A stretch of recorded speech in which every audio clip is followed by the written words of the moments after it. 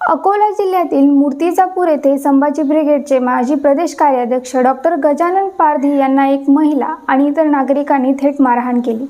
ही घटना काही दिवसांपूर्वी घडली असून त्याचा व्हिडिओ सध्या समाज माध्यमांवर मोठ्या प्रमाणात व्हायरल होतोय। संबंधित महिलेकडून डॉक्टर पारधी यांना चपलेने मारहाण केली जात असून इतर काही पुरुषही त्यांना मारण्यासाठी प्रोत्साहित करत असल्याचे या व्हिडिओतून दिसून येते।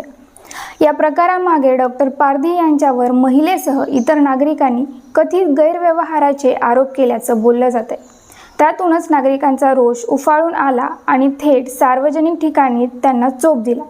या घटनेनंतरही अद्याप पोलिसात कोणतीही तक्रार दाखल झालेली नसल्यामुळे गुन्हा नोंदवण्यात आलेला नाही। मात्र समाज माध्यमांवरील चित्रफितीमुळे प्रकरणाचे गांभीर्य वाढले असून स्थानिक, राजकीय आणि सामाजिक क्षेत्रात एकच खळबळ उडाली। दरम्यान संभाजी ब्रिगेड पक्षाने डॉक्टर गजानन पारधी यांना काही महिन्यापूर्वीच पक्षातून कायमस्वरूपी बडतर्फ केल्याचं स्पष्ट केलं आहे। या प्रकरणावर प्रतिक्रिया देताना डॉक्टर पारधी यांनी सध्या मौन बाळगले असून लवकरच पत्रकार परिषद घेऊन सविस्तर माहिती देणार असल्याचं सांगितले। आता हे प्रकरण अधिक गंभीर वळण घेण्याची शक्यता असून पुढील काळात पोलीस चौकशी होते की नाही याकडे सर्वांचं लक्ष लागले।